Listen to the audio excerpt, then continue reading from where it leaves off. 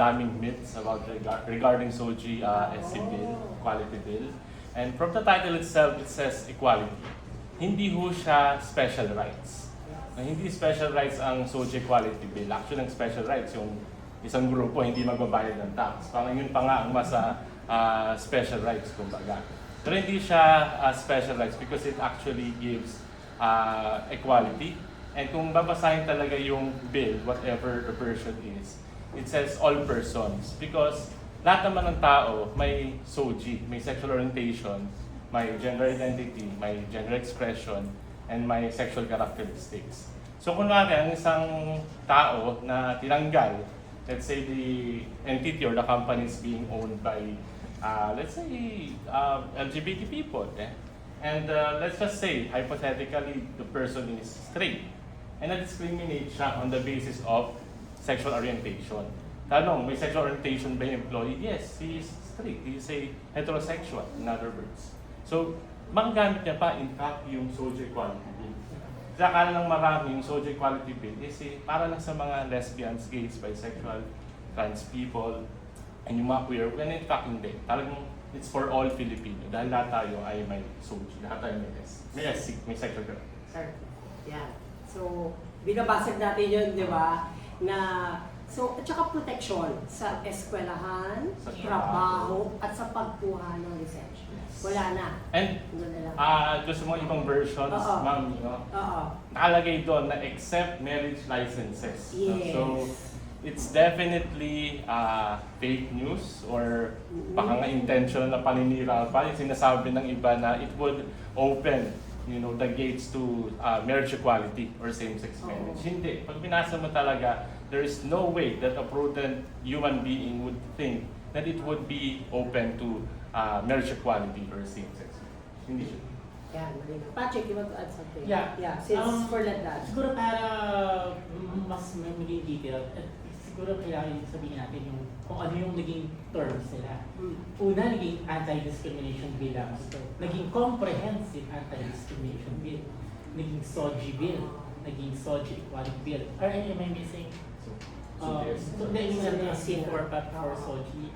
After comprehensive, may mga evolutions pa, different lawmakers, different groups, and different senators, even different administrations, ilang administrasyon na, ilang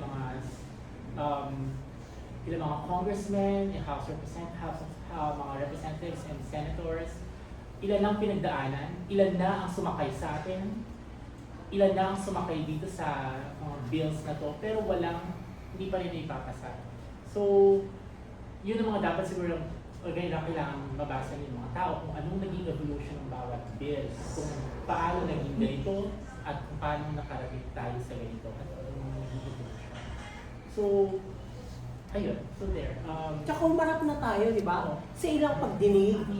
Lahat ng organisasyon, simbahan, paniniwala, nasagot na natin, di ba? So, hinog na siya para pagbotohan. Para once and for all, alam na rin natin, di ba, kung sino makakampi natin, sino ang hindi, sino ba talaga yung titindig sa atin, sino yung tatayo sa amin. Kasi nagbinata na nga po yung batas. Wala pa po kay Mother Eta. Ngayon, nag-look na po kami ng first trans woman, Congresswoman Geraldine Roman. Si Mother Percy, nandyan na rin. At siyempre yung ating forever, di ba, na fairy godmother, si Mother Risa, di ba, na pagtutulak mula pa nun. So, kumbaga, na himay-himay mo na, nandun na lahat. So, nabalibaliktad na po nila. Yung nagsasabi nilang mga demonyo ng batas, wala po yun, di ba? So, mga ano lang po yun, mga harang lang po nila, di ba? So, yun yung sa SOGI SC. Kaya, yun yung parati nating panawagan, di ba? Kaya, yung sa pride, di ba sinasabi natin, bakit tayo ma-advocates and activists? Kasi sinasabi na parating mga, killer joy. Bakit naman daw nagsasaya sila, they're flamboyant, they're in celebratory mood. There tayo naman, we go back to the call for protest. Pride is a protest. Pride is a call for the passage of SOGI SC. Bakit, G? Bakit binabalik natin lahat doon? Although we celebrate, of course, as we are, during Pride, but bakit napakalaga na pride is a protest. Sige. I think kailangan talaga siya ibalik doon. No? Dapat, yun naman talaga kasi yung pinagmulan at pinugtungan ng ating pride. No? Kasi, ayun, sabi ko nga ng pinatahan. No? Tapos na sa puberty stage, Oo. di ba? So, Nag-evolve na yung pangalan. nag-evolve na yung pangalan, di ba? Pero for so many years, wala pa rin. So, I think kailangan pa rin talagang i-intensify, strengthen yung laban talaga para magkaroon ng batas para sa social wave. And siguro, I think, maganda rin tingnan na despite na wala pa tayong national law of discrimination, di ba, against discrimination, meron tayong mga ordinances that works sa mga cities and municipalities. At for our community, it's very helpful. Kasi kahit wala pang national law, no, at least yung mga kapatid natin sa LGBTQIA+ community, nagagamit nila yung mga ordinances, di ba? Meron na nga tayong right to Bubutas care. tayo doon, no? Diba? Dahil walang pambansang batas, bubutas tayo sa mga piecemeal legislation. Oo. So parang ang nangyayari ngayon, mas na tayo bottoms up. Oo. So simulan natin sa pinakababa, tapos, pero gawin pa rin natin yung mandato natin na ikasa pa rin, no? I-push pa rin ang ating pinaglalaban for the national law on social bill. So, ayun naman for me, no, kaya siya mahalaga na balikan natin na pride sa protest kasi hindi pa tapos ang laban natin. Hindi pa natin nakakamit yung dapat natin makamit bilang LGBTQIA+.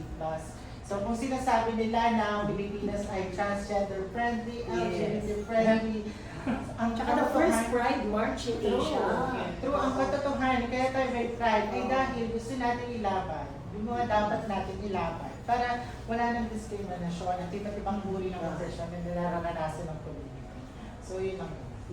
Pache, oo. For developments, so yun, explain ni Gigi. So, kaya po yung protesta, sinasabi namin, though hindi naman po kami nag-object na mag-celebrate tayo. Pero parati natin ibabalik doon. Yung mensahe na yun. Yeah. For developments, di ba? Kanina sinabi ni Gigi yung mga piecemeal legislations. Yeah, no? Talagang achieve, ano yun, small wins natin yan sa bawat LGUs na magkaroon ng mga ADOs na anti-discrimination ordinances. Bawat city ina-adapt yan. Pero itong mga pride sa protest na to, mga ganyan, para sa mga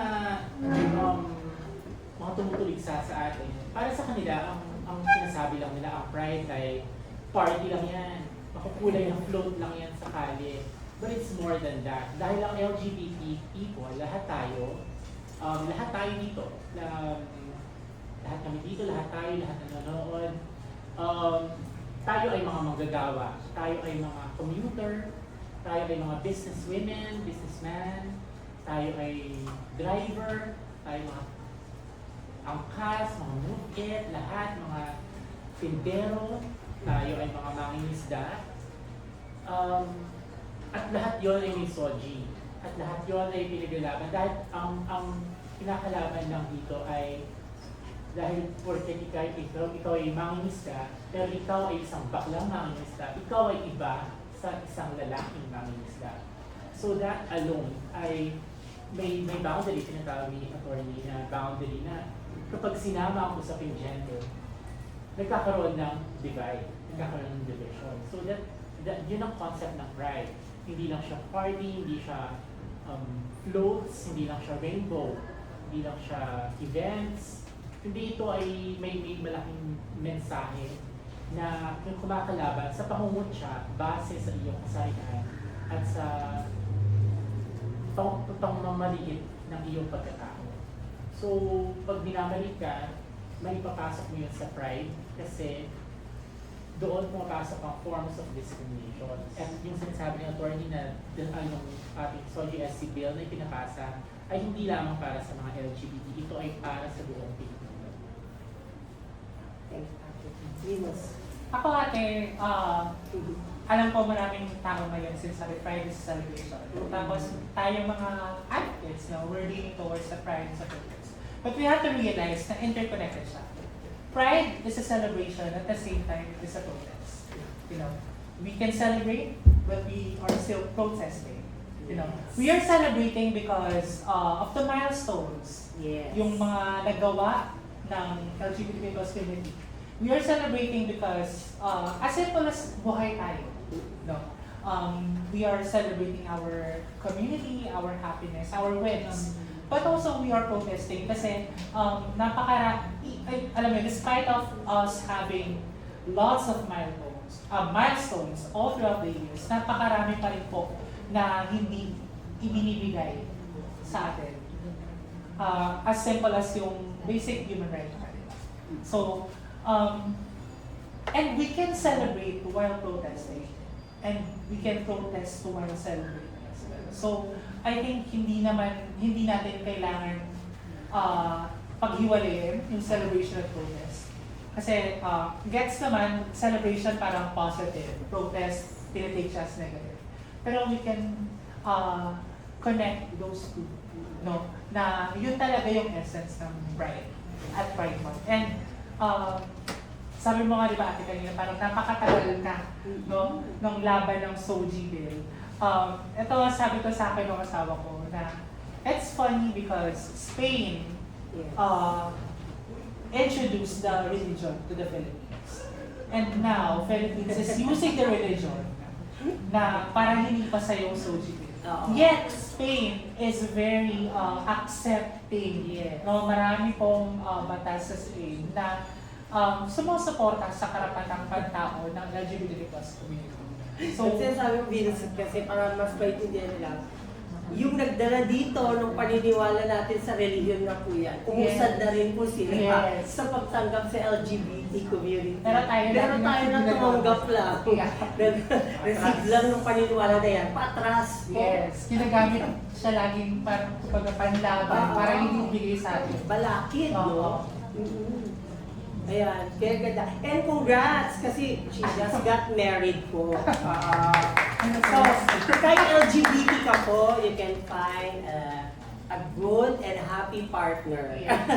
Masaya. Julian, yeah. And babalik tayo sa June 26, 1990. Yung first Pride March. Ang Pride ay protesta, ang Pride ay marcha. Yung recently naging festival, naging celebration, and again, walang masama doon. Parang naalala ko yung conversation namin ng isang kaibigan ko na related dun sa mga festival at celebration. And tinatanong ko, bakit naging festival? Bakit naging celebration?